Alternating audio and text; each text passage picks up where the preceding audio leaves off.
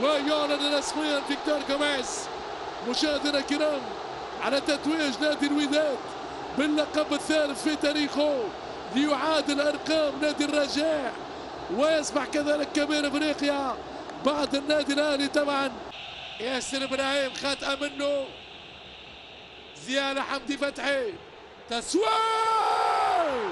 شنو هذا؟ شنو هذا؟ لا لا لا، المترجي يرج الدفاع الاهلاوي.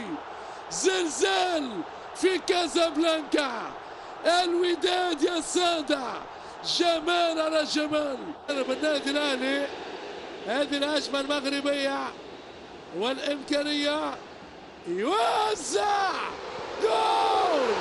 الهدف الثاني هو فاير المترجي، الهدف الثاني. نار نار نار يا حبيبي، نار.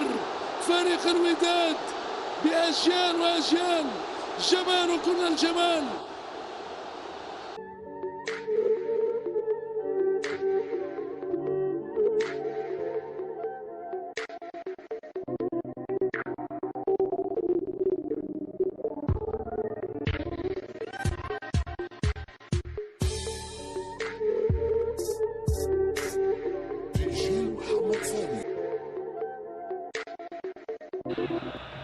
عطية الله يوزع جول جول جول جول.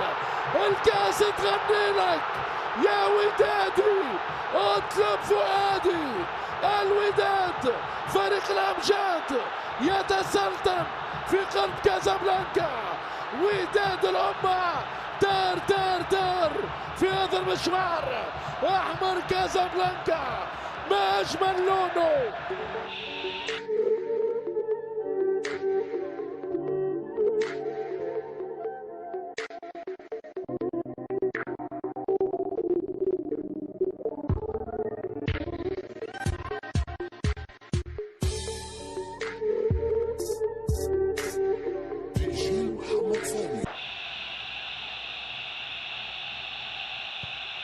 علي معلول يوزع جول جول اهلاوي.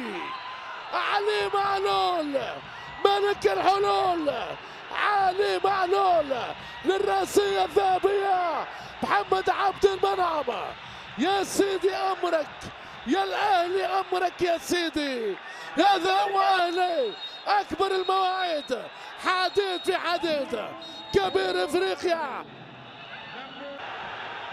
كل لاعبي الاهلي يطالبون الحكم بإنهاء المباراة. هذه اخر كرة، والشناوي يتسلطن ويتزعم.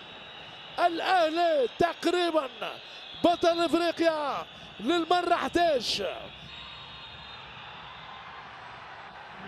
وهذا هو الحكم بملاك تسمة يؤشر على تتويج النادي الاهلي باللقب 11 على حساب الوداد البيضاوي المغربي.